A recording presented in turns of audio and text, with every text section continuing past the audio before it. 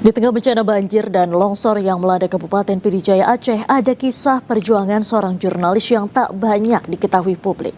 Jurnalis News TV wilayah Pd Jaya, Jamal Pangwa, terus bertugas menyampaikan informasi meski dirinya juga terdampak bencana. Berikut kisahnya untuk Anda. Jamal Pangwa di Pd Jaya. Jamal Pangwa di Murah 2. Selamat malam Davi, di posko pengungsian di Desa apa nih? Desa Tanjung. Bencana banjir dan longsor yang melanda Kabupaten Pd Jaya Aceh sejak Kamis 26 November 2025.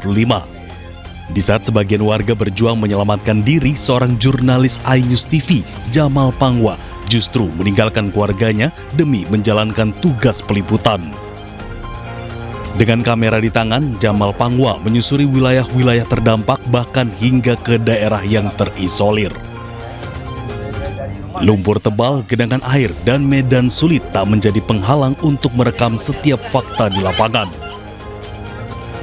Tak hanya merekam gambar dan mewawancarai narasumber, Jamal Pangwa juga harus berjibaku dengan keterbatasan listrik dan sinyal internet. Ia kerap berpindah lokasi demi menemukan titik jaringan agar hasil liputannya dapat terkirim ke Jakarta tepat waktu. Di lokasi bencana, Jamal sering menjumpai warga yang masih trauma, bahkan belum makan selama berhari-hari. Pd Jaya Aceh, selamat malam, Jamal. Tangis anak dan wajah lelah para korban menjadi pemandangan yang menguatkan tekadnya untuk terus menyampaikan suara mereka ke layar kaca. Namun, di tengah tugas dan penderitaan warga Pd Jaya, kabar duka juga datang dari keluarganya. Rumah mertua Jamal di Aceh Utara turut terdampak banjir dan longsor. Air setinggi lebih dari 2 meter merendam rumah, memaksa keluarganya mengungsi ke tempat yang lebih aman. Di mana di sini di gedung ini ada menampung. Nah, kesulitan saya lagi ketika saya sudah meliput, sudah mengambil gambar, baterai HP saya lobet karena saat itu listriknya padam. Nah, ketika saya meliput, saya mencari di mana ada lokasi yang memiliki listrik yang menggunakan genset. Saya cas HP-nya, lalu saya pergi lagi untuk mencari sinyal internet yang bisa saya kirim video-video saya ke kantor ke Jakarta. Meski dilanda kegelisahan sebagai anggota keluarga, Jamal Pangwa tetap memilih bertahan di lapangan.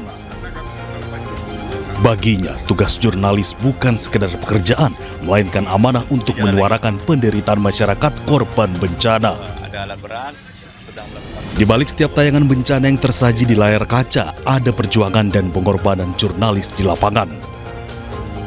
Kisah Jamal Pangwa menjadi potret dedikasi insan pers yang tetap berdiri tegak meski badai juga menerpa keluarganya sendiri yang tak pernah terlihat kamera. Dari Pd Jaya Aceh, Jamal Pangwa, iNews melaporkan.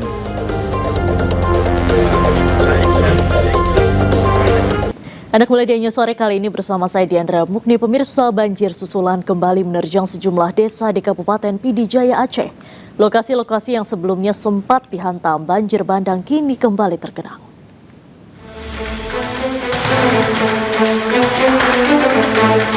Banjir susulan kembali menerjang sejumlah desa di Kabupaten Pd Jaya Aceh. Banjir melanda 7 kecamatan setelah hujan deras yang mengguyur Pd Jaya sejak Rabu sore mengakibatkan beberapa sungai meluap. Jangan tanyakan debit air di Langcu, kakak. Puluhan desa terdampak hingga warga kembali dievakuasi ke tempat lebih aman.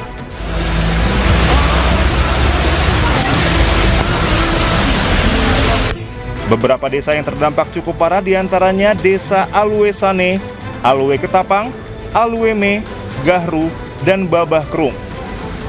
Kondisi ini memicu kepanikan di tengah masyarakat. Warga khawatir terjadi banjir susulan yang lebih besar mengingat intensitas hujan di wilayah hulu masih sangat tinggi. Luapan air juga terjadi di sepanjang aliran sungai utama di Pd Jaya. Lokasi-lokasi yang sebelumnya sempat dihantam banjir bandang kini kembali tergenang. Akibat warga masih banyak mengungsi dan wilayah terisolasi, Aceh Utara perpanjang tanggap darurat. Bupati Aceh Utara Ismail Ajalil menginstruksikan agar camat terus memantau distribusi pangan.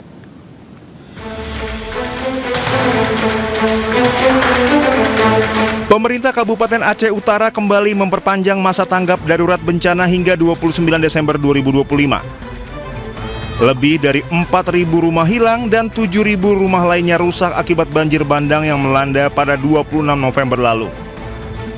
Bupati Aceh Utara Ismail A. Jalil menginstruksikan agar camat terus memantau distribusi pangan dan memastikan seluruh lokasi terdampak mendapat perhatian, bukan hanya wilayah yang viral. Maka kita perpanjangkan tanggap darurat. Berapa lama? Kita rencanakan berarti dalam minggu ini 7 hari. 7 hari supaya tenda masyarakat dapat semua tempat tinggal. Kemudian kita lagi melaksanakan huntara. Bencana banjir bandang ini berdampak hampir ke seluruh Kabupaten Aceh Utara sehingga diperlukan kerja keras dan perhatian bersama dalam penanganan serta pemulihan pasca bencana. Dari Kabupaten Aceh Utara, Armia Jamil Anyus melaporkan.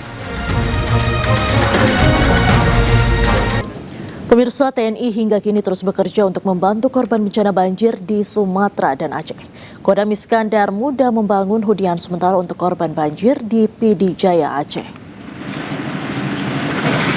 Satgas Penanggulangan Bencana Alam Kodam Iskandar Muda membangun hunian sementara untuk warga terdampak banjir bandang di PD Jaya Aceh. Pembangunan huntara ini diharapkan bisa meringankan beban warga terdampak hingga nantinya mendapatkan hunian tetap.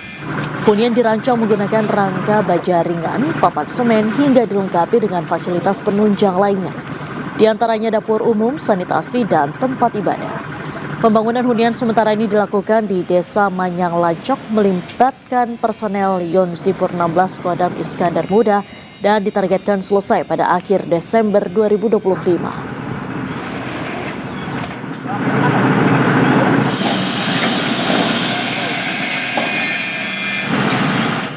Pemirsa, Puspadaya Perindo terus menunjukkan komitmennya dalam mengawal proses hukum kasus kekerasan seksual terhadap anak di Jakarta Timur. Komitmen tersebut diwujudkan melalui pendampingan langsung terhadap korban dalam sidang pembacaan tuntutan terhadap terdakwa di Pengadilan Negeri Jakarta Timur. Puspadaya Perindo memberikan pendampingan hukum kepada korban kekerasan seksual di Jakarta Timur. Aksi ini ditunjukkan Puspadaya Perindo dalam sidang PN Jaktim dengan agenda tuntutan jaksa penuntut umum terhadap pelaku kekerasan seksual pada anak di bawah umur. Pada sidang putusan yang berlangsung tertutup, JPU menuntut pelaku dihukum 9 tahun penjara serta denda 1 miliar rupiah. Terkait dengan persidangan hari ini, yaitu tuntutan jaksa penuntut umum, kita sudah mengajukan restitusi kepada majelis hakim dan juga kita sudah menyampaikan ini ke LPSK, yaitu ganti rugi kepada korban atas perbuatan yang dialaminya, yang dilakukan oleh terdakwa. Kami mengajak perempuan, anak, dan disabilitas, terutama perempuan-perempuan hebat, untuk berani menyuarakan apa yang mereka sedang alami. Seperti ada tindak kekerasan seksual ataupun kekerasan lainnya. Kami di Puspadaya tidak akan meninggalkan teman-teman sendiri dan terus berupaya sampai akhir. Kita akan kawal kasusnya sampai akhir. Selain memberikan pendampingan hukum, Puspadaya Perindo juga memberikan bantuan pemulihan psikis bagi korban kekerasan seksual. Dari Jakarta, Muharlin dan Leman, iNews melaporkan. Pemirsa, peningkatan penumpang masih terjadi di Stasiun Pasar Senen, Jakarta pada momen libur Natal 2025. Informasi selengkapnya kami hadirkan sesaat lagi, tetaplah di iNews.